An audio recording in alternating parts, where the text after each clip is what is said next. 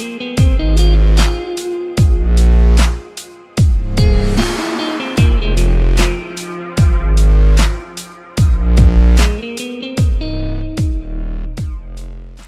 people, welcome back to Lion in the Room. Got your little Christmas special, episode 15.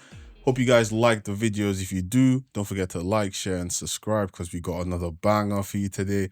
I'm your host, Leo. I got my boy, K. Hi, guys. How you doing? He got the duck hat on. I told you guys in the last episode I was going to wear it, and here I am. And he's looking clean. And we got our special guest, a good friend of mine. I've known him for a good while.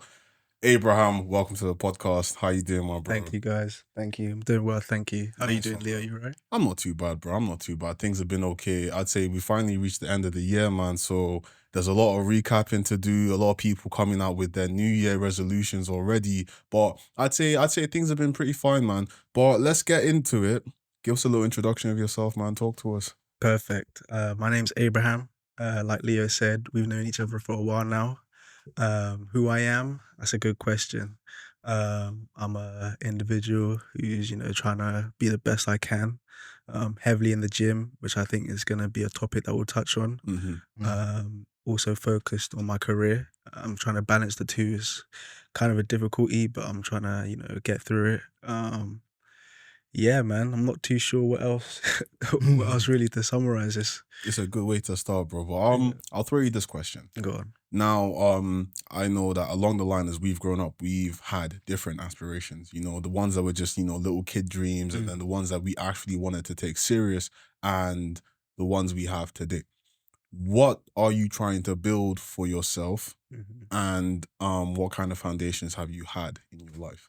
Yeah, man, that's a great way to ask that question, actually. Because like you said, aspirations do change over time. But I'll touch on my current aspirations. So, in terms of the gym, my aspirations right now are to compete in a few bodybuilding shows coming from 2025, as well as keep pushing down on the content creation that I've started now. I've really started to take it seriously this year. Seen some decent growth. So yeah, guys, check us out on Instagram, Coach Hustle Muscle, TikTok, Hustle and Muscle, and also YouTube, Coach Hustle 1. I'm going to start producing some long form content, dropping it on the YouTube. But for now, it's just really been short form stuff. But to get back to the question, so the gym has always been a passion of mine since I can really remember, because I've been into athletics. That's what I first started on when I was like a child. Oh, really? Chatting about like 5-6 years old, and then I made a transition to football at like 14 years old. So before football, I thought I was going to be a sprinter. I was inspired by Usain Bolt, Gatlin, Gay, all of these crazy sprinters in that time. And I did take it seriously. Got to like regional levels here in Reading. Used to run with the guys down at Palmer Park Athletics Club. Took it to a decent level, like I said, regionals. But when I got there, I kind of realized that the level was it was crazier than I expected, you know what I mean? So I kind of looked at it and I was like, oh shit, maybe I'm better off, getting into something else. Because the competition was stiff. This is the thing, and it's an individual sport. So unlike football, where even if you have a bad performance, you can get carried by your teammates. Yeah. It's like if you're not at that peak level of performance year round, or like when it comes down to competition time, you will get exposed low key. Do you know what I mean? And when I got to that level, it was like a realization, like, okay, I can be the best in my school, I can be the best in this local region, but when you get put against the people who are just as good as you and as hungry as you, you do learn things, you know what I mean? So I was first wanted to be an athlete. Sprinting was my chosen sport. 100 meters, 200 meters was what I focused on. And then after getting to that level, I kind of reviewed it and thought, you know what, I actually like playing football too, because I was playing football as well as athletics, but it wasn't the main thing. It wasn't the main passion or what I spent my time with. But after that, I kind of readjusted, got heavily into football, joined a local team with a few of my friends from school. And within that period, I did try to go pro, to be fair. I went to a couple trials from like 14 to like 16 because that's like the time that you can kind of separate and make a name for yourself and kind of see if you're gonna make it. Hmm. Because obviously the best way to go pro in any of these things is to go in an academy or be like in an organizational setup where it's tailored towards producing pro athletes. You know what I mean? Yeah. No, And that's how you kind of transition from like amateur to kind of like semi-pro and then professional. So that's what I did.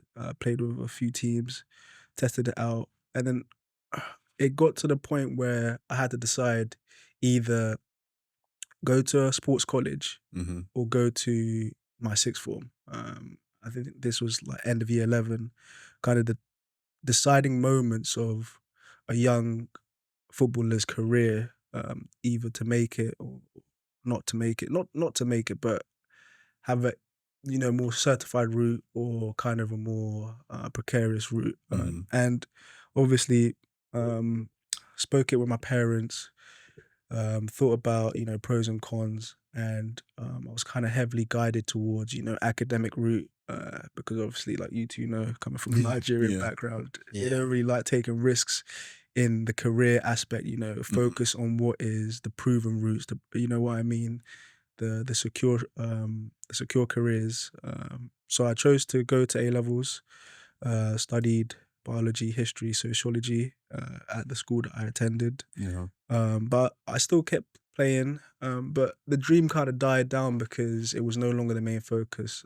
So it was just kind of like a hobby. It fell back to a hobby now rather than the main thing that I spent doing, 5 days a week, hmm training and things like that. And then from there, I was still training, I was still in the gym. So when I've gone through this transition from athletics to football, I've always been in the gym, always been training. So that's been like the backbone of my performance in other areas because strength development is kind of crucial as an athlete. So the skills is important, but also having a good, physical structure, strength, stamina, things like that, that can all be cultivated in the gym. So alongside those two, I was also in the gym. And this was kind of the point where I did start to take gym more seriously at that A level. I think that was like the first time I started going like 3 times, 4 times a week, maybe even 5 times a week. Whereas before from like year 10, 11, I started in like year 9, 14 years old in the gym, and then really got heavily into it 2 years after, like at 16, hmm Mm. because I was starting to go through puberty, but I also wanted to also have some level of control of how my body looked. And I knew that going to the gym, you can stimulate growth by, having targeted training and things like that. Yeah. So I was heavily into that, watching YouTube, trying to learn as much as possible because I didn't really want to pay for a PT, but I thought I could do some research. You know what I mean? And I found it entertaining as well. So yeah, that's kind of how my aspirations changed over time. And fast forward to where I am now, I've kind of built on the passion for bodybuilding, going to the gym, and I'm now pursuing it as my primary, let's say, extracurricular aspiration. So I've got an aspiration in my career to hmm get as far as possible. But then on the side, I've also got careers in bodybuilding, which I touched on earlier, which is going to be to compete and to go to the pro level. hmm IFBB, PCA, Two Bros are some organization I'm looking to get into. IFBB is kind of further down the line because Of course. you can only get through by qualifying. So that's like later down on the line. But Mm. right now, in the short to medium term, it's PCA, Okay. Two Bros, and those two give you a vehicle to enter IFBB. So if I'm successful, then I'll have a chance to enter the league and get my pro card, and that's what me and my coach are working on hmm and achieving in 2025. That's good, man. I want to ask, what does IFPB? What does IFPB and PVA stand for? um, I know probably the first one's like international something yeah, I for think bodybuilders. yeah. Um, you know what? That's a great question. International Pro Fitness I think Building. it could be. I'm not too sure, so don't quote me yet. I probably should have looked it up, but I think it's International Federation of Bodybuilding for IFBB. Might be, yeah. possibly, but PCA I'm not too sure. But I do know that the PCA is kind of focused in the UK, Mhm. Okay. but IFBB is like world renowned, recognized Yeah. across the world, and has athletes from different countries. But I think PCA is like a Europe, UK focused one. Same with Two Bros. Mm-hmm. That's good, man. I've always kind of respected anyone that wants to work on their physique because it's something that requires time, dedication, consistency. It's something that a lot of people can do, but there's always going to be there's never really going to be an easy way to achieve such. Which is really, really cool. We used to, me and Kay, we used to go to the gym as well, man. Like 2022 time, that's when we were taking it seriously. And then like 2023, I was taking it seriously. Like the last time that we saw each other, bro, like what, Central Park playing ball and stuff. So I didn't even know you had gym relations, or like I didn't even know you were really into athletics. So those kind of things are interesting to know because you realize that it has also molded your mindset. It's molded how you look at challenging And competing as well. situations. Yeah. Exactly, because when you now get into competing, there's always going to be like strict dieting or particular things you need to do to maintain a particular body fat, especially when you're now going to be judged by very particular individuals, especially based off of what they believe is The physical ideal. fitness. Yeah, for sure. What would you how would you describe the ideal body, if anything, your ideal body? Cool, man. I think you touched on a few good points. To answer that question, yeah, I want to touch on what you said before. I think you said it's not easy to get into the a good shape, and I do agree with you. I think this is the thing. Getting into a peak physique, it requires a lot of hard work and sacrifice, like you were saying, with the diet and things like that. And I'll go back to the question of my ideal physique. So I looked at the golden era as a good starting point of what my ideal physique is. Yeah, so that's going to be wide lats, a good taper, wide shoulders, slim waist, big legs.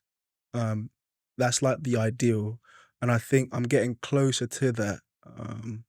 Because I think my upper body development is really good, really strong. Yeah.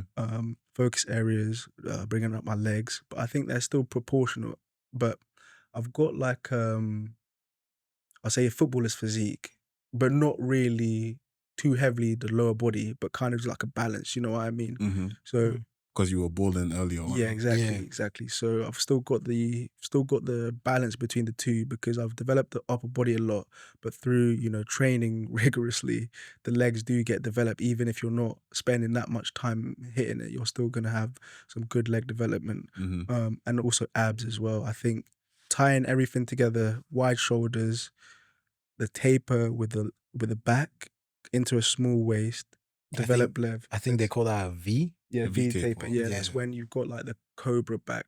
And I think that is the ideal because it highlights the best looking areas on the male physique, I think. Do you know what I mean? So That is having true. broad shoulders means you look ready, kind of Yeah. not intimidating, but like you've got some, It's sturdiness. always kind of made you look and- wider, yeah, literally. Gives like an imposing figure. Exactly. True. Like, Strong. You've got the perception of strength, dominance.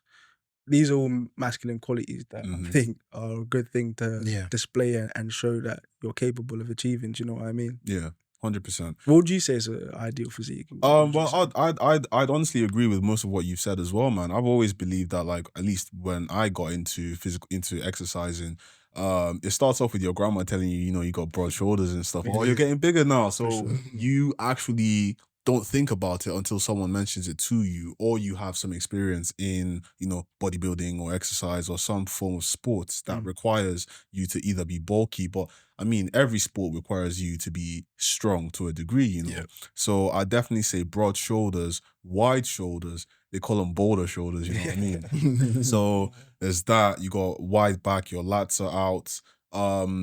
You don't need to have a crazy big back, because then, some backs do be looking abnormal, but, Yeah. wide enough to make you look imposing. Because Mhm. at the end of the day, like, truthfully, as a man, if push comes to shove and you don't want to enter conflict, sometimes your appearance can Exactly. be Carry what That's you true. pushes you away. Just carry you through. Little, what's that word? Oh, damn, I can't remember. But either way, it's like, your machismo, like, you're just your presence. It's enough You to have make to, people think twice. exactly. Yeah, no, 100%. That Exactly. aura be hitting different.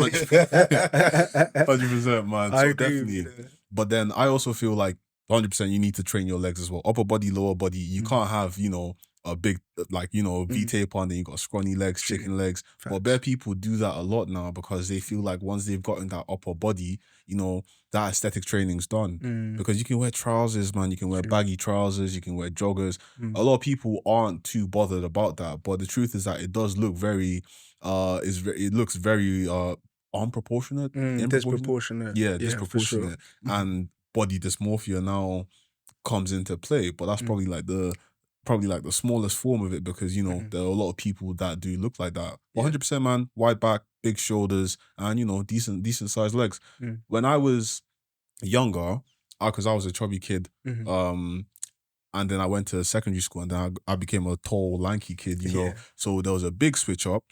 I didn't really think too much about appearance. So when it came to physical fitness, I wasn't really into that. I started getting into sports, from, little peer pressure. Oh, you're tall, should be playing basketball, man. And in my second half of high school, I started playing ball. Fair. Basketball doesn't really require it, but when you're naturally strong, you enjoy the game anyways. Coming here, it's so diverse. Now you're meeting a lot of people that were training from when they were younger. You got a lot of people that are going to the gym 24/7. Yeah.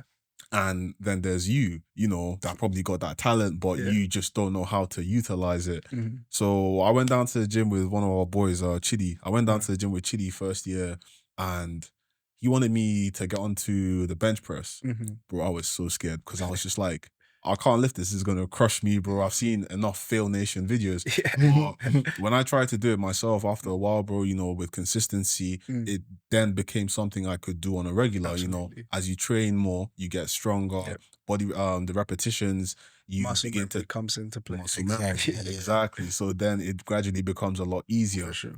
But I feel like that's normal. As you gradually train yourself in anything, you will become used to it. Sometimes maybe after a while you fall off, you're not training as much. You go back there, you may not be pushing 100, but if you push that 60 for three sets, you're gonna feel like you've had a good exercise, you know. Talk to us, Kate. What about you, man? You've been away from the gym for such a while, bro. I mean, okay, to be fair, I've been away from the gym like what, 2-3 months now. Because to be fair, I changed gyms because like my main issue initially that I was having was the fact that the gym we used to go to was a bit far, so it was always a bit of a walk, which always used to discourage me. So when I kind of moved the place, that I was like, okay, this is just a no-brainer. This is literally a gym just down the road. Like it's literally outside my workplace. Like I have to go, and even before then, when me and Leo we were going, doing well, hitting personal records and all that. I'd gone, I was like, okay, I wanted to lift the weights I lifted before, Right. but I was like, okay,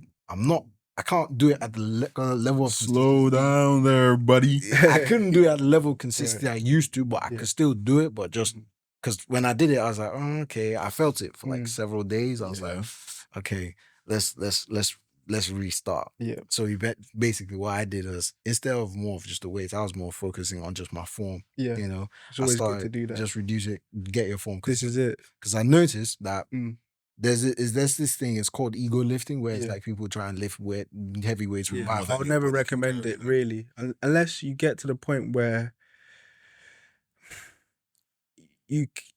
unless you're already really developed yet, where it's part of you going to failure, you know what I mean? But even then, I think focusing on form is always the best, and especially for beginners as well, like you were saying. Yeah. It prevents injury, it makes sure that you're doing the right movements and you're getting the contraction, mind to muscle connection, which is most important, especially if you can't really handle the load yet. It's better off to focus on how you're moving it. And even when you get to intermediary, pro, expert level, it's always better to focus with, I think you should always be looking to lift what is just outside of your capacity, so that you're challenged enough to where it's not easy, but where it's not hard enough where you are ego lifting, where you're swinging it, where momentum's taking over, because that's half of the work done by not by you. You're just kind of cutting corners and cheating a little bit. Yeah, that is true. And then another thing is like, because even if you're just focusing on your form, you're actually still getting the workout. That's And it. like Of course. your muscle is still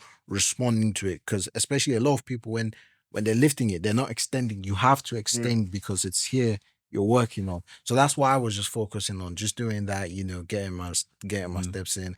I think for me, what I really wanted to focus on was my arms, because for personally, my legs are naturally stronger. Like obviously for everyone, but my legs are actually quite strong. Good. That's just because like growing up, I was more of a sprinter, so I was also into sprint. Good. You know, I used to do the competitions against schools. I'd Good. represent my school wherever I went, so I was quite good with You that. see, this is the thing I say again. You don't really have to even do training in the gym or structure to get the gains. You know what I mean? Exactly. Just by exercising, competing, doing these movements like sprinting. Sprinting is a great one for leg development because it's an explosive. It requires explosiveness. So you just getting on your marks, get set, boom. You know what I mean? Just having to explode out the blocks. It requires a lot of leg strength. You know what I mean? And you can cultivate it over time by practicing and practicing. And so I'm not surprised that you. And then it's like, for me, because naturally at home, I've noticed very recently I've been doing this like almost all my life. I naturally walk on the balls of my feet. Okay. So it's like I kind of skip. So my calves are always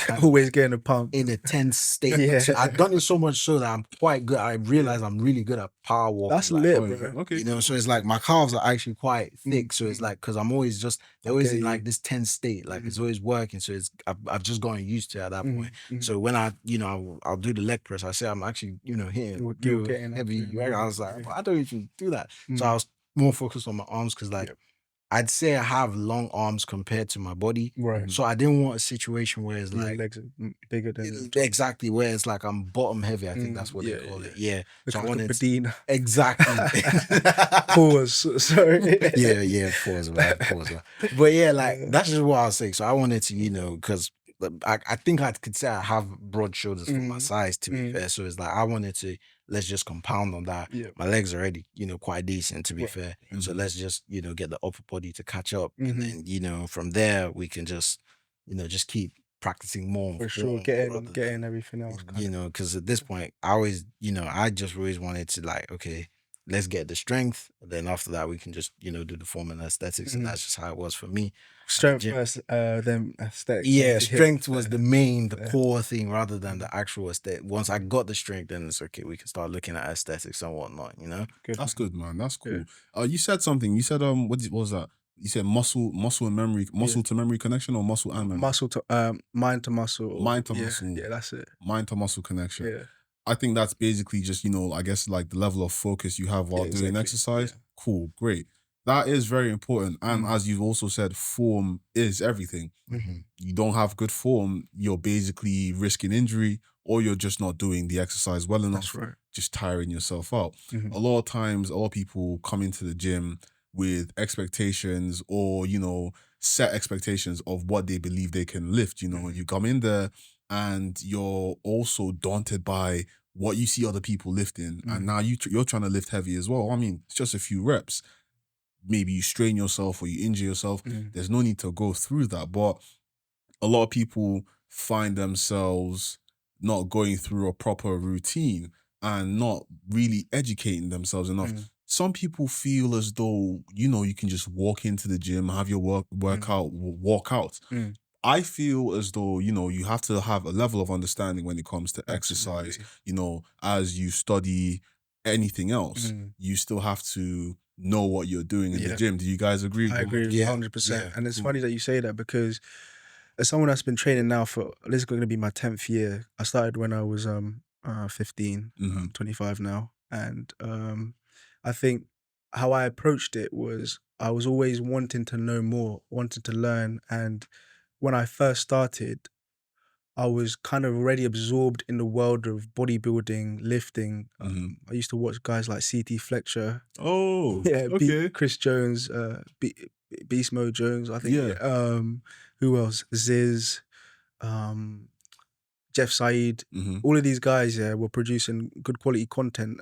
And but the content that they produced was informative enough for, a teenager. Well, actually, I started at 14, sorry, to kind of gain the fundamentals, understanding what reps were, sets, because no one really teaches you any of these things. You know what I mean? Maybe in PE, I can't really remember now, Yeah, but PE's never as detailed you as know what what we I get mean? from the pro bodybuilders. Facts. Man. So it's like, even if you got the information in PE, getting it from the people that do it day in, day out is such a good source, because it gives you the kind of toolbox to then adapt it to yourself. That's how I viewed it, because um I never really wanted to compare myself to these guys, because obviously they had a lot more experience. So it's kind of comical to like compare a novice to Yeah. a pro person, because the gap is massive.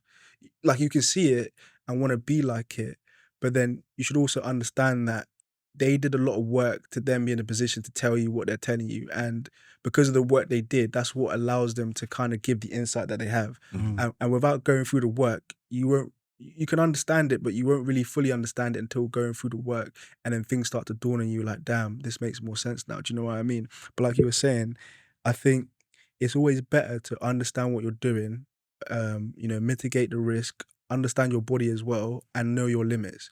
Because coming in there fresh, never training, and trying to bench press 120, that's gonna pop your shoulder. Do you know what I mean? And then you're gonna be out of action. That's gonna do more than pop your You- shoulder. that might even kill you. Exactly. Yeah, People that's have gonna- literally, I've seen someone, I saw a video, unfortunately, someone was trying to lift heavy weights. Like, one thing I always say, like, at least to the people that are watching this, if you want to bench press, don't try, if you don't have someone to spot you, do not try and do your personal records. That's not the time. Yeah, of course. Like, especially when I started going to the gym a lot, I was just do like lower level, to lower level, because I know no one's there to spot me. I saw a video, this guy was trying to hit his personal record by himself.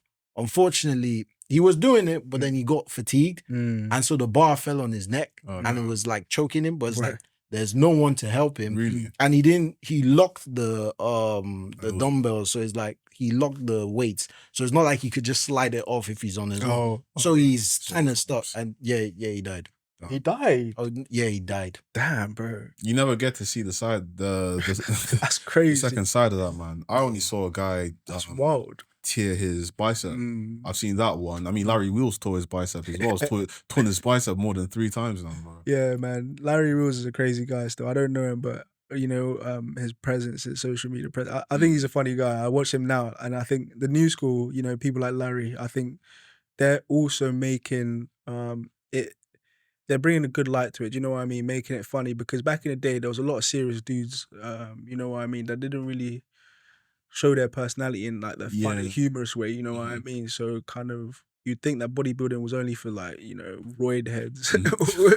You know what I mean? Them serious dudes. But I think someone like Larry kind of brings the human side to it. You know what I mean? But just down to earth. Yeah, I think he I think started in powerlifting, and injuries are quite common for those powerlifters because of the weight that they deal with. Do you know what I mean? Yeah. It's quite easy to get an injury when you're moving like upward of like 200 kilograms on any movement. Squat, bent, deadlift, what, who knows what. You know what I mean? It's like tearing muscle is gonna be quite common when it's like that. Do you know what I mean? Just because of the sheer amount that you're moving. And it's kind of different to bodybuilding, because you can still develop good muscle without having to move that heavy of a weight. Like, you do get better gains and you get size development when you lift heavy, but you can also do it on a moderate, where you just progressively get heavier over time. Do you know what I mean? Not just coming in at the high level. Yeah, true.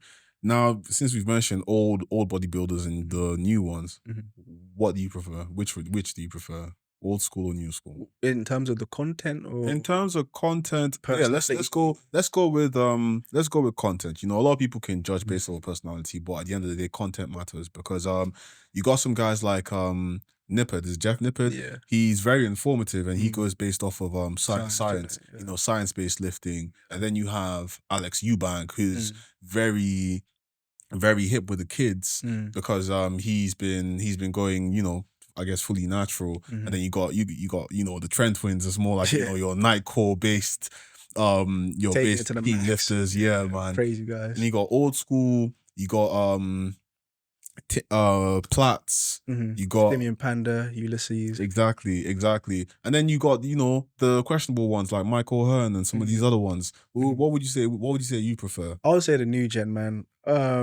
Obviously, it's hard because I came up and I grew up watching the old gen, yeah. So I do, respect them a lot, and they're the ones that kind of allowed me to get into the gym and gave me that kind of motivational inspiration to look up to who I could be like. Do you know what I mean? Because I remember, like back in when I first started, I used to kind of envision what I would look like after, I'd grown up more. Do you know what I mean? Because Yeah. obviously being a teenager, you're not in your final form yet.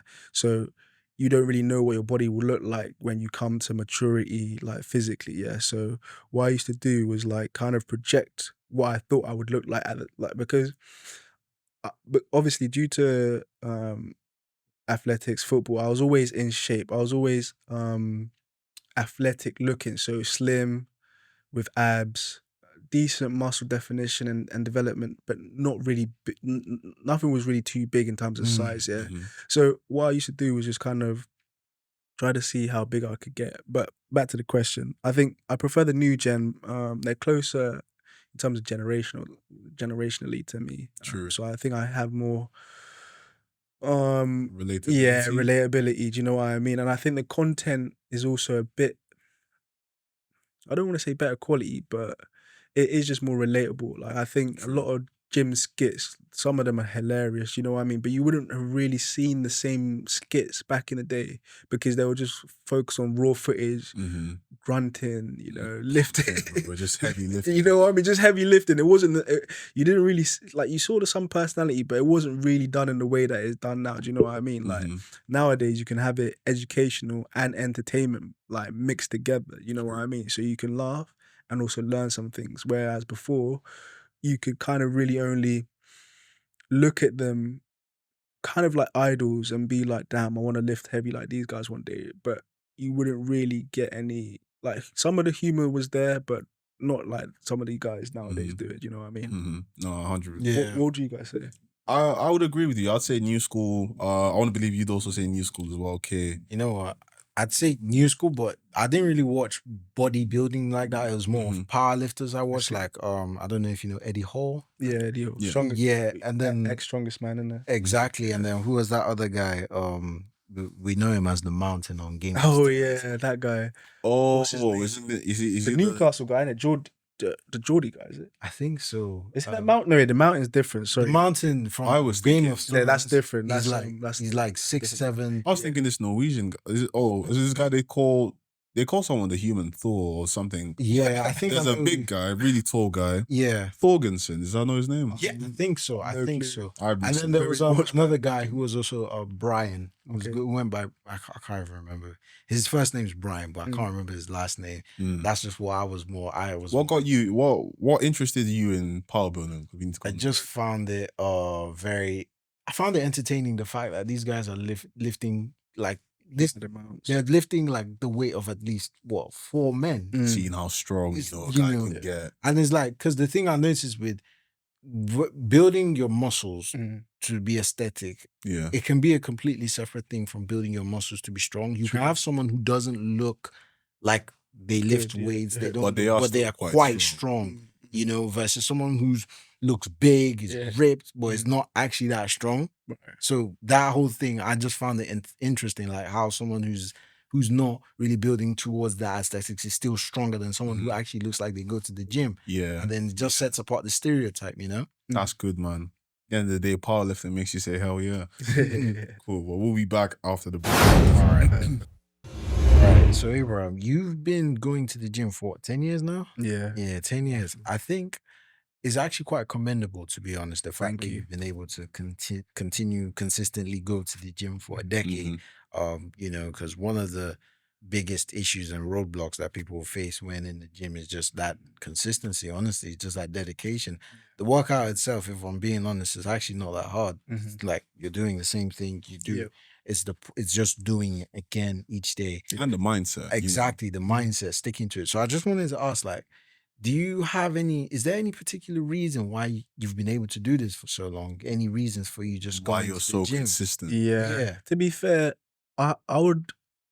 That's a good question, and I think the main reason is because I was trying to make it as a pro athlete, and I still am in a way. Do you know what I mean? If I Yeah. go pro in bodybuilding, I'm a pro athlete. So that Exactly. is what it is. Because I've always loved physical activity, physical sports, and it's one of these ones where because I got in relatively early and it's always been a part of who I am and what I wanted, it's made it a part of my identity, I'll be honest, you know what I Yeah. mean? And I think that's really made it easier because it's always been something I wanted to do. Like when I say wanted to do, there's been times when I don't want to go to the gym or I'm ill or things like that. But in the grand scheme of things, I've always got that kind of good relationship. It's always been healthy, positive relationship with the gym. So it's never been something I've seen as a negative. It's always been a positive, and I see it as like instrumental in getting me to where I need to be. Mm. So it's always a positive in my eyes, and it's like if I want to look like these people that I've got like as inspirations, I know that I can't slack. You Yeah. know what I mean? And if I slack, I'm gonna be moving back because with the gym, it's one of these ones. It's like a ongoing treadmill, isn't it? It's like you have to keep going, otherwise you're already falling off. Do you know Yeah. what I mean? And True. it's easy to fall off when you don't. And that kind of a little bit of pressure is I find is good because it kind of always keeps me locked in. It always it's like the fear of losing my shape and losing my peak physique is what kind of always snaps me back into focus. Like if I'm a little bit weary or starting to fall Yeah. off a little bit, just get back in. Because there has been periods of time where, don't get me wrong, I've kind of gotten out of shape a little bit. Like Yeah. I still look decently good, but not at the level I am now, Yeah. or I know of myself. And I think knowing yourself is also a good thing, because I'm able to identify at those times like I need to do more. Like it's getting too out of hand now. Do you know what I mean? Yeah. Yeah. Like when you recognize what you can be and what you have been before, when you start to stray from that, being able to bring yourself back and do the things that you were doing to get you back to where you want to be,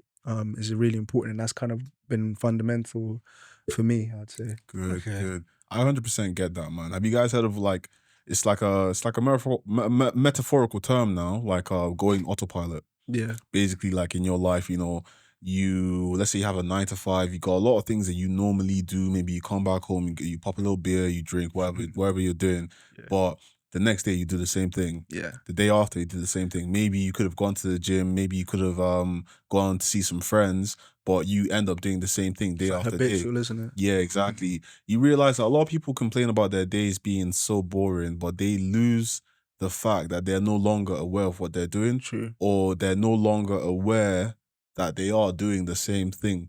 Sometimes you just need to take control of your life or Mhm. take back the reins, Mhm. because like you said, that little shock of, oh, I might reduce or I might return to Yeah. where I was the last 2 weeks, and I don't want to have to train for another, extra 2 weeks or Yeah. gruel for a That's week, it. to be where I am now. Mm. So I just keep pushing. I just keep pushing. It's like trying to stop a bad habit. It's gotten to the point that you do this whenever you feel like, you feel good, you do it.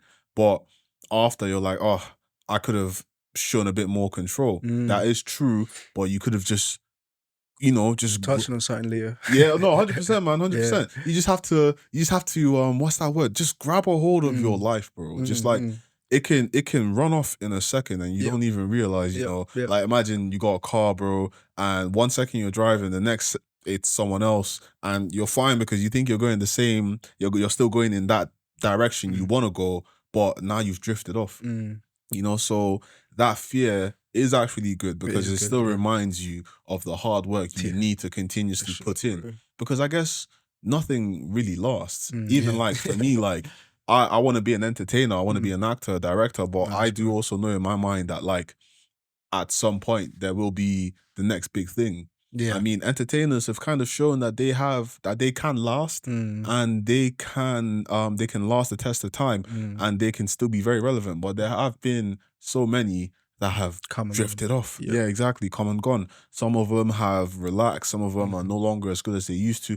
And some of them are actually just regular entertainers that realize that, hey, my time is just, gone. And sometimes your time comes back, but you have to take control. Yeah. You have to take control of your life. And with the gym, man, you Yeah. just have to keep pushing. And I think you made a great point there. And I love the bit about control. And I think, coming from the background that I've come from, I think a key part of it is the discipline, man. And I think this is what I think is one of the key benefits of going to the gym, what it kind of can instill in you if done correctly, and what it can teach you, the requirement of discipline. 100%. And if you really commit to it, you realize that, your progress is in your hands, yeah, and it's determined by how disciplined you are. Like, how many cheat meals you reject, how many vices you don't do. Like, if you're gonna be going to the bar every weekend, it doesn't really matter how hard you're training, because you're gonna be, not fueling your It's body like with cutting it off. you know what I mean. You're not fueling your body with the correct type of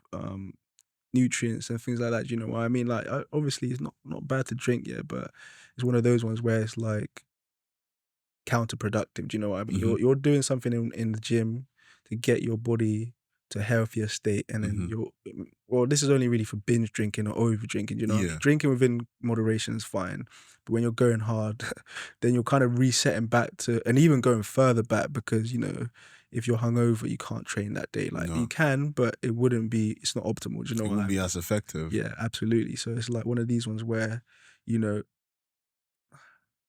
being disciplined does allow you to get further, because it kind of makes you always do the work. You don't slack off. You don't have off days are, a thing, but you're kind of counteracting it by being proactively dedicated and, you know, following the mission and making sure the marathon continues, like you were saying. Do you know what I mean? Because it's like you said, when you achieve things, it's easy to start taking your foot off and taking a little bit of a break to enjoy it, which is fine. But there's also the other side where it's like you have to keep doing the work, otherwise it won't last, like you said. For me, even though I've got a good physique, if I wasn't to train for 3 months, it would no longer be as good as it is, just simply because of atrophy, which is when your muscle mass starts to decrease over time. And this is why you want to be hypertrophic, which is when you're developing new muscle. You always have to develop new muscle, otherwise you're gonna be losing muscle. Yeah. You know what I mean? And another thing, I wanted to also ask about rest, rest days.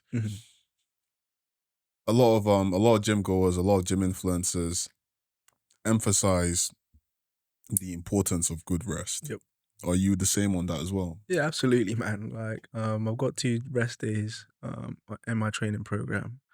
Sometimes it's 1 if I want to train 6 days a week. But rest is so important because it prevents injury, allows you to deload, de-stress, get that relaxation, which is so important to high performing people. Like, if you speak to high performers, although they go hard, there must be a period where they can reset and rest. Otherwise, it gets overwhelming. Do you know what I mean? And true. this is why I think rest is really crucial, and doing it right is important. So for me, what rest would look like would be getting physiotherapy done. I love a good deep tissue massage or a sports massage. I can't lie, one of my favorite things. I'm telling you now, like the way I feel after one of those feels like I go hard again. And it's like I look at it as my MOT, yeah. So when I'm in the physio, I can get any slight niggles or, tweaks or any, pain points that I've been dealing with maybe from like the last 4 weeks of training kind of taken care of. And that allows me to hit the new week with as much enthusiasm and intensity as possible. Do you know what I mean? Because it's like maintaining your body is as important as going hard, because if you allow slight injuries to go unnoticed or unsolved, they develop into more serious things that have longer lasting impacts. So for me, rest is crucial. One of my non-negotiables. And if it's not physiotherapy, I like a spa day, swimming, or just relaxation by the pool, sauna, hot tub, things like that. That's the kind of good rest for me. But then I also like active rest. So maybe on my rest day, I could also go in there, do a light, a little bit of cardio, stretching, or I would also consider as like recovery, not really rest, because it's more active than just, allowing your body to recuperate. You're still kind of not putting massive load, but stretching, making sure that the elasticity in the muscles are still at the right levels. Yeah. But yeah, man, that's kind of my take on rest. I think it's That's very good. important. That's Very good. crucial.